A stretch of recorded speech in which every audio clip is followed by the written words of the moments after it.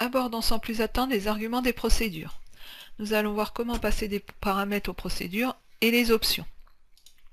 Alors j'ouvre le fichier arguments des procédures.xlsm qui se trouve dans les ressources de cette vidéo et je vais dans l'éditeur Visual Basic. Alors les arguments sont utilisés pour transmettre aux procédures des paramètres sous forme de données typées dans la plupart des cas.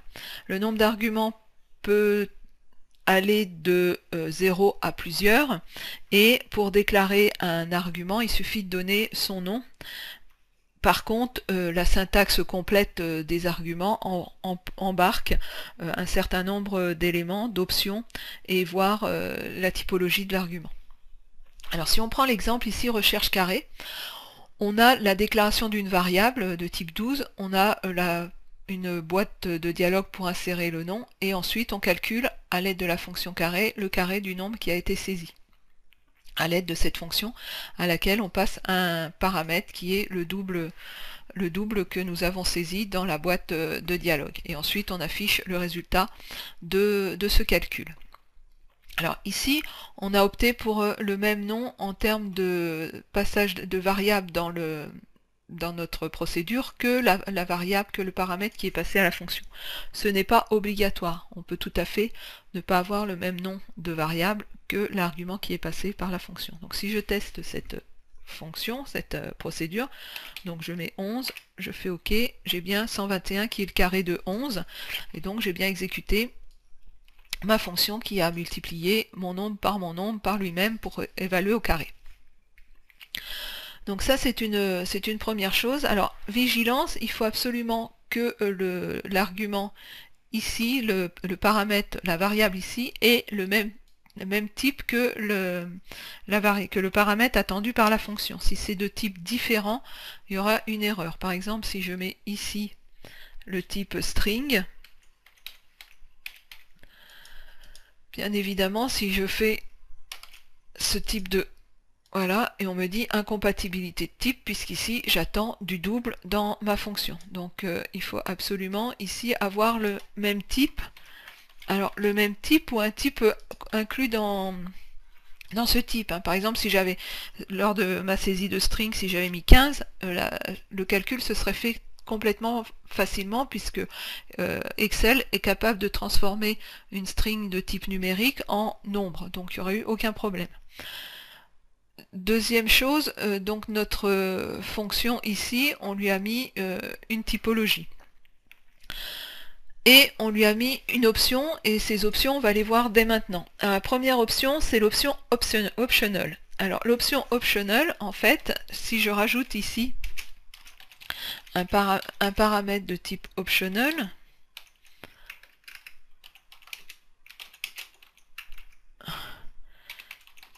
alors d'une part, variant. D'une part, les paramètres optionnels seront mis en fin de liste de paramètres, jamais un paramètre optionnel avant un paramètre obligatoire. Et deuxièmement, ils seront toujours de type variant. Puisqu'il est optionnel, il est demandé de le mettre en type variant pour éviter de le typer.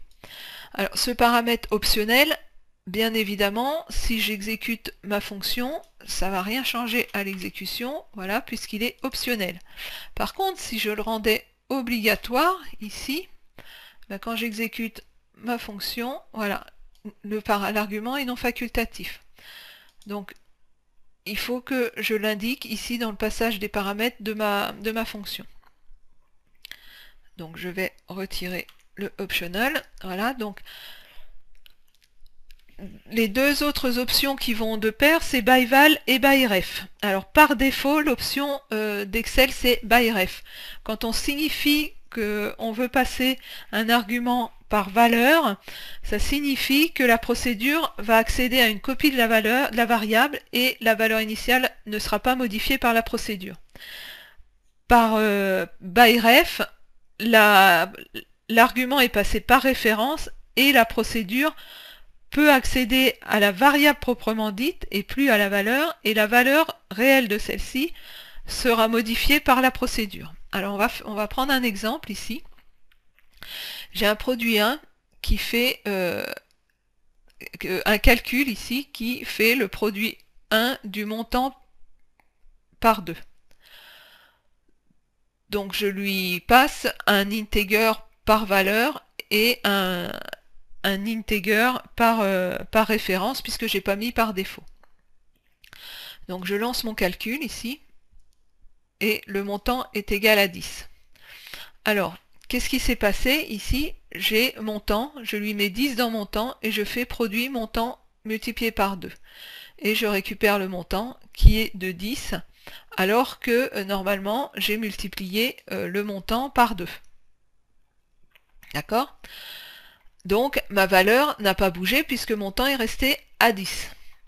Maintenant, si je passe par référence, ici mon nombre, à la place de le passer en valeur, j'ai 20. Effectivement, je le passe en référence, cela signifie qu'au retour, j'ai ma variable NB qui a été modifiée et qui renvoie donc le montant à 2, à 20. Alors pourquoi? Parce que ici, le montant qui est passé ici, c'est le montant que je vais récupérer ici de ma fonction. Hein, puisque le retour, c'est bien ce montant-là, c'est bien ce nombre-là, qui s'appelle montant ici quand je le passe à la procédure, et donc ce montant a été modifié et je le visualise bien dans le message. Par contre ici par valeur, eh bien il n'a pas été modifié et je récupère ici le montant initial sans la modification. Alors, attention à ça, par défaut donc c'est ByRef qui est utilisé par Excel. Si vous ne voulez pas que le montant soit que l'argument soit modifié ici, il faudra le passer par valeur pour éviter qu'il soit modifié au retour. Donc extrême vigilance sur ces options ByRef et ByVal. Alors une autre option, c'est Paramearray. Alors il est uniquement utilisé comme dernier argument de la liste et il permet d'accéder à la variable proprement dite à un tableau facultatif d'éléments de type variant. Alors par contre, il ne peut pas être utilisé avec des arguments ByVal ou ByRef ou optional. Donc ça permet d'avoir un tableau facultatif de paramètres. Et donc quand on déclare un argument, on déclare par un nom d'argument et par le type associé. Voilà pour les arguments, et donc je vous retrouve sans plus attendre pour la suite de cette formation.